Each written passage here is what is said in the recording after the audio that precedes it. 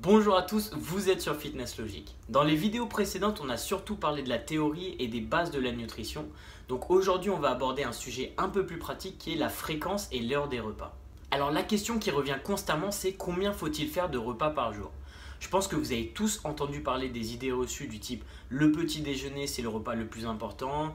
Si tu es un bodybuilder, il faut absolument faire 6 à 7 repas par jour en mangeant toutes les 3 heures. Alors qu'en est-il vraiment? Eh bien ça va dépendre de vous et de vos objectifs. La plupart des recherches sur le sujet suggèrent que la fréquence des repas n'affecte ni la dépense calorique, ni votre bilan azoté, qui est l'équilibre de protéines dans votre corps, donc ce qui est important en termes de prise de muscle ou perte de gras, et qu'il n'y a pas d'importance sur combien de repas vous divisez vos macronutriments pendant la journée. Cependant, des recherches limitées sur le sujet montrent que 2 repas par jour seraient pas optimal en termes de résultats dans le cadre d'un entraînement de type force, surtout pendant une période de sèche. Finalement, une recherche norvégienne bien connue nous a montré que dans le cadre d'une prise de masse, 3 repas étaient supérieurs à 6 repas.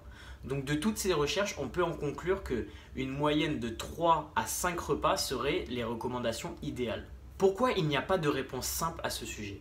Eh bien tout simplement parce que ça va dépendre de votre mode de vie ainsi que de l'heure à laquelle vous entraînez. Si par exemple vous êtes un bodybuilder qui a un besoin énergétique allant de 4000 à 5000 calories, eh bien vous allez splitter votre apport calorique sur 5 repas tout au long de la journée, surtout si vous entraînez 2 fois par jour. À l'opposé, si vous êtes une femme qui s'entraîne après le boulot et que vous avez comme objectif de perdre du poids, il vaut mieux faire 3 repas dans la journée, ce qui va vous donner des portions plus imposantes et plus satisfaisantes. Évidemment, il faudra aussi penser à consommer vos calories autour de votre entraînement. Au contraire, si vous avez peu de calories et que vous souhaitez des portions plus importantes, réduisez le nombre de vos repas. Ok, maintenant que vous connaissez le nombre de repas dont vous avez besoin, quand est-ce qu'il faut manger? Eh bien, le plus important, c'est d'être constant. Quand on dit c'est mal de sauter un repas ou de ne pas prendre de petit déjeuner, c'est vrai et faux. Si vous avez l'habitude de prendre un petit déjeuner mais que vous le sautez régulièrement, ce n'est pas optimal parce que votre cycle circadien se base sur vos repas et plus particulièrement sur vos apports en protéines. Donc ça va dérégler un peu votre machine. Par contre, si vous ne prenez jamais de petit déjeuner et que vous préférez que votre premier repas soit votre déjeuner, puis faire un goûter et un dîner par exemple, eh bien tant que vous êtes constant avec ce schéma, il n'y a pas de contre-indication. Bref, on est tous différents et un travailleur de nuit ne mangera clairement pas aux mêmes heures qu'un serveur.